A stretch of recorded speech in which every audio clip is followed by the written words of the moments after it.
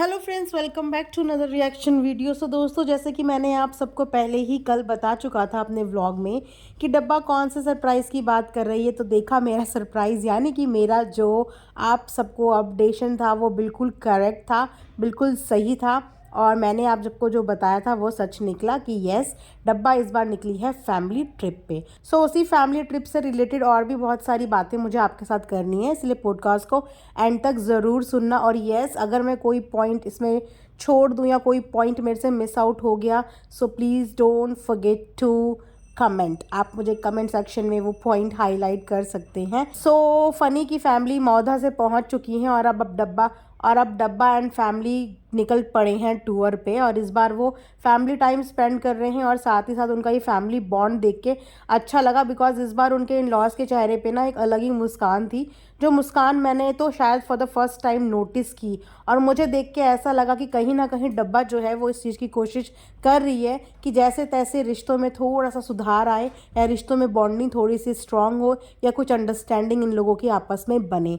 तो उसका इनिशिएटिव लेती हुई मुझे यहाँ पे डब्बा नज़र आ रही है। और ये पहली बार नहीं है कि डब्बा ने किसी चीज़ के लिए इनिशिएटिव लिया है। इससे पहले भी डब्बा अपनी फैमिली को उम्रा कराने के लिए लेके गई थी, जो अपने आप में एक बहुत बड़ी बात है। बहुत ही खुशनसीब लोग होते हैं वो जिनको उम्रा नसीब होता है, और वो उम्रा डब्बा ने अपनी फैमिली को नसीब करवाया। और उसके बाद अब डब्बा ये सेकंड टाइम जो है प्लान कर रही है टूर का, जिसमें उनकी फैमिली वापस से देखने को मिली। तो मुझे लगता है कि अगर रिश्तों में थोड़ा सा मनमुटाव भी है या नाराज़गी भी है, तो कहीं ना कहीं डब्बा अपने एंड पे फैमिली को साथ रखने की कोशिश कर रही है। मतलब अगर वो 100 में से मैं ये बोलूँ कि 50% गलतियाँ करती है, तो 50% वो सुधारने की भी अपने एंड से, अपने दिमाग के हिसाब से कोशिश कर रही है। तो अगर कोई इंसान किसी चीज़ को सुधारने की कोशिश करता है, तो डेफिनेटली उसकी उस कोशिश को भी एक्नॉलेज ज़रूर करना चाहिए। तो येस, क्योंकि जहाँ तक इनके इन लॉज का नेचर मैंने देखा है या मैंने यहाँ से जज किया है, they are very simple person. मतलब सिंपल, हम्बल और बहुत ही ऑनेस्ट लोग वो मुझे दिखते हैं। क्योंकि आप ये देखिए कि किसी भी इंसान की ऑनेस्टी ना तब पता चलती है जब वो अपने से छोटे लोगों को कैसे ट्रीट करता है, ये देखा जाए। छोटे लोग यानी कि जो गरीब लोग होते हैं या हमारे घर में काम करने वाले हाउस हेल्प होते हैं, उनको कैसे ट्रीट करता है वो देखा जाता है।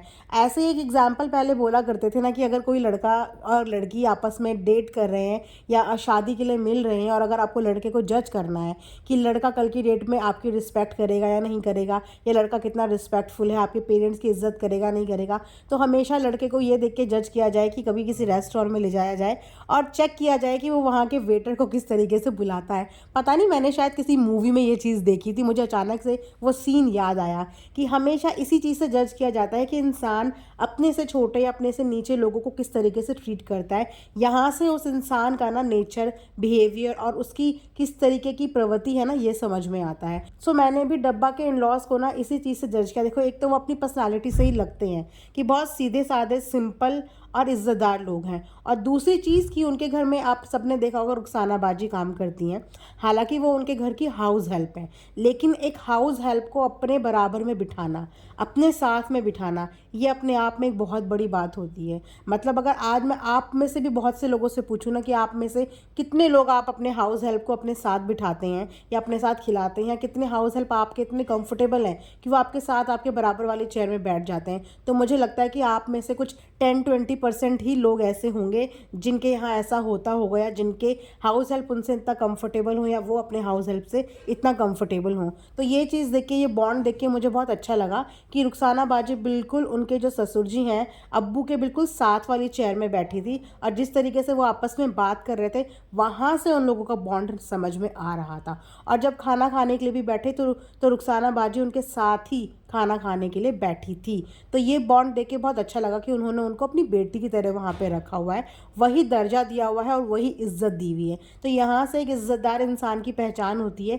कि वो अपने साथ रहने वाले अपने हाउस हेल्प को किस तरीके से रखते हैं। उसके बाद एक चीज़ मैंने और नोटिस की, वैसे डब्बा तो डब्बा है, देखो हर व्लॉग में वो कुछ ना कुछ ऐसा प्रॉब्लमेटिक कर देती है कि कभी मैं सोचती हूँ कि आज मैं डब्बा को बहुत अच्छा प्रेस करूँगी, कुछ अच्छा देखने को मिलेगा, लेकिन ऐसा हो ही नहीं सकता कि डब्बा व्लॉग के अंदर कुछ पच के ना करे या कुछ ऐसी हरकतें ना करे कि मैं किसी दिन उसको छोड़ दूँ। तो डब्बा ने फिर से एक हरकत करी। अगर आपने गौर किया होगा तो जब रूम के अंदर ये लोग नीचे बैठ के खा रहे थे खाना, तो वहाँ पे सबकी स्लीपर्स उतरी हुई थी। गद्दे में नीचे एक गद्दा बिछा था, उसमें सब बैठे थे, लेकिन डब्बा के पैरों में खाते वक्त, वो भी नीचे बैठी हुई हैं और खाते वक्त पैरों में स्लीपर्स है, जो देख के मुझे इतना अजीब लगा कि एक तो नीचे बैठ के खाना खाया जा रहा है, ऊपर से सबकी चप्पलें उतरी हुई हैं, खाली डब्बा महारानी की तरह बैठी है और पैरों में स्लीपर्स पहने हुए हैं। तो ये अकल, ये छोटी छोटी चीज़ें डब्बा को कौन सिखाएगा? मतलब डब्बा कब सीखेगी, कौन सी उम्र में डब्बा ये चीज़ें सीखेगी कि थोड़े से एथिक्स होते हैं, थोड़े से एटिकेट्स होते हैं,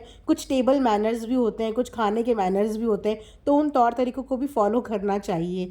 तो बस वही सब चीज़ें हैं जो फिर नोटिस हो जाती हैं व्लॉग में, और फिर आप लोगों को रिएक्शन के तौर पे मुझे वो चीज़ें बतानी पड़ती है, because this is also part of a reaction. So yes, total कुल मिला के कल के व्लॉग में काफ़ी अच्छी पॉजिटिव एनर्जी थी, पॉजिटिव वाइब्स थी, काफ़ी ज़्यादा पॉजिटिविटी थी। जिस तरीके से पूरा व्लॉग एग्जीक्यूट किया गया, पूरे फैमिली मेम्बर्स के बीच का बॉन्ड दिखाया गया, और सबसे बढ़िया बात थी फैमिली हैप्पी थी। और जब कोई फैमिली अनहैप्पी होती है ना, कोई चीज़ें ज़बरदस्ती होती हैं और वो लोग कैमरा फेसिंग, मतलब वो लोग कैमरा फ्रेंडली नहीं है, तो वो लोग कभी एक्ट नहीं कर सकते। लेकिन जब वो अपने बच्चों से मिले तो उनके चेहरे पे बहुत प्यारी एक मुस्कान थी, और वो मुस्कान शिकायत वाली मुस्कान नहीं थी, वो मुस्कान अच्छी वाली मुस्कान थी। जैसे कि बीच की जो दूरियां हैं वो धीरे धीरे कम हो रही हैं, या तो वो अपने बच्चों की चीज़ों को अंडरस्टैंड कर रहे हैं, या बच्चे अपनी तरफ से दोनों चीज़ें मैनेज करने की पूरी पूरी कोशिश कर रहे हैं।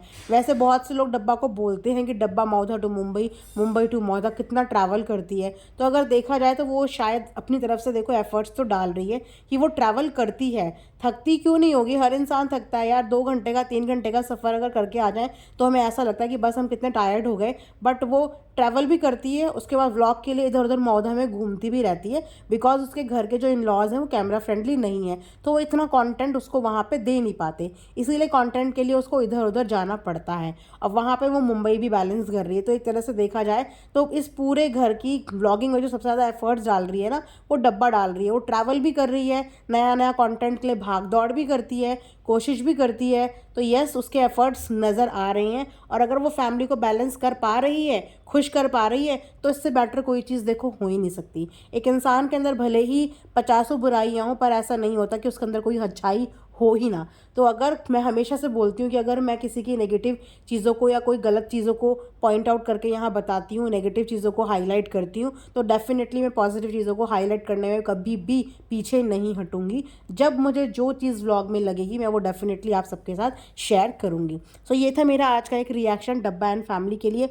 आप लोग भी बताना कि आपको डब्बा का कल का व्लॉग कैसा लगा, वो चप्पल वाले इंसिडेंट के अलावा, क्योंकि वो वाकई में बहुत ही गलत जेस्चर था और ये किसी छोटे बच्चे से भी एक्सपेक्ट नहीं कर सकते, बिकॉज बचपन से ही ये सिखाया जाता है कि बेटा पहले तो स्लीपर्स बाहर उतार के आओ, और अगर लेके आ भी गए तो खाने के लिए नीचे बैठे तो कौन चप्पल पहन के बैठता है। पर सो इसीलिए अदर देन दैट पॉइंट आप बताना कि आपको व्लॉग में और क्या चीज़ें अच्छी लगी, सबसे बेस्ट चीज़ क्या लगी, और अगर इसके अलावा भी डब्बा ने कोई प्रॉब्लमेटिक चीज़ें करी हैं जो मेरे से मिस आउट हो गई, तो वो आप लोग बताने के लिए हुई प्लीज़ कमेंट सेक्शन में बताना, हम नेक्स्ट पॉडकास्ट में उसको कंसिडर ज़रूर करेंगे। So thanks for watching earth mom Dehradun.